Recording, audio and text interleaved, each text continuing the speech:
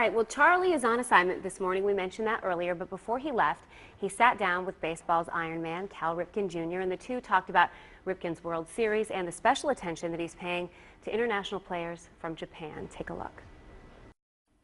Megan, thanks a lot. We are in the midst of the 12th annual Cal Ripken World Series, and some of the best and brightest baseball players, 12 years old, in the entire world, now being showcased here in Maryland. A chance for you to get out and see him. And this morning, we are joined by baseball's Iron Man himself, Cal Ripken. Thanks for being in today. Oh, it's my pleasure. And the best part about coming to see him is it's free.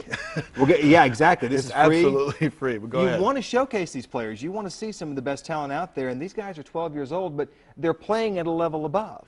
Well, the 12-year-olds that we have in our league, what Williamsport is to Little League, Aberdeen is to Cal Ripken baseball. So we have our World Series, but the difference is we play on a bigger diamond and we play with bigger fences.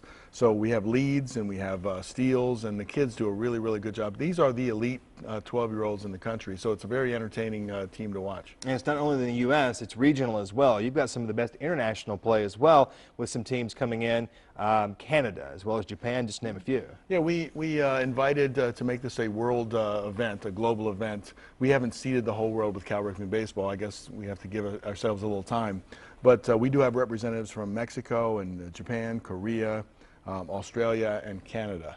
And so we have an international division and we have a domestic division. And certainly it starts to boil down to who wins the international, who wins the domestic, and that's what we're playing towards right now in our pool tournament to find out who qualifies. And the real fun is going to be on Saturday and Sunday.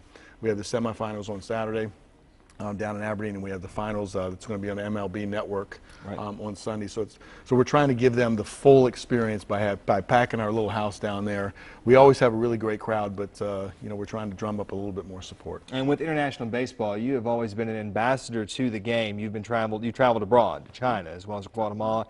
Now, you're spending some time this year given the Japanese team and what happened with the tsunamis there earlier this year, spending some time with those coaches and the players with a clinic. Well, we have a Japanese team that's come that's totally separate from our diplomatic trip. I was appointed a special envoy to the state to spread goodwill through baseball. I've been to China, I've been to Nicaragua, and this year we're going to Japan.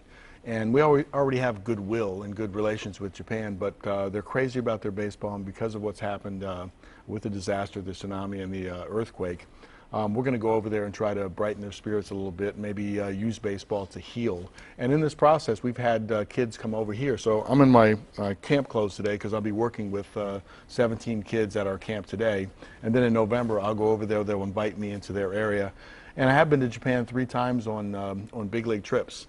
And it's a wonderful place. I've been really received very well here. So I'm hoping that we connect in baseball where it can be really a healing, healthy sort of interaction. What is it about international baseball that is different from American baseball? Do they grasp it differently? Do they embrace the game differently? Well, it is interesting to watch. There is a universal language of baseball that's happening up in Aberdeen right now. You look at it and watch. You can't always understand the different words, but when you watch the situations, Japan is a very drilled, fundamental team, and they might set up an extra relay guy or in between, but they play baseball in a very sound way. They don't make the mistakes that they can beat themselves. The game itself, you know, if you look at the big leagues, there's different styles of play. Small ball versus big ball. Versus big ball. It depends upon your team. Mexico, they have a very powerful team, and they always do bring a powerful team here, and they rely on the long ball and their pitching staff. But certainly, baseball is baseball, whether it's international, whether it's here. It's still balls, it's still strikes, it's still outs, and it's still sticks. Absolutely. All right, now when you're working with these teams and you get in these clinics with these players, what's it like when you see the light bulb go off in a young player's head and they just get it? Well, that's the great thing about doing what I do now, is that you're able to give some of your experience and some of your learning that Dad gave me when I was little.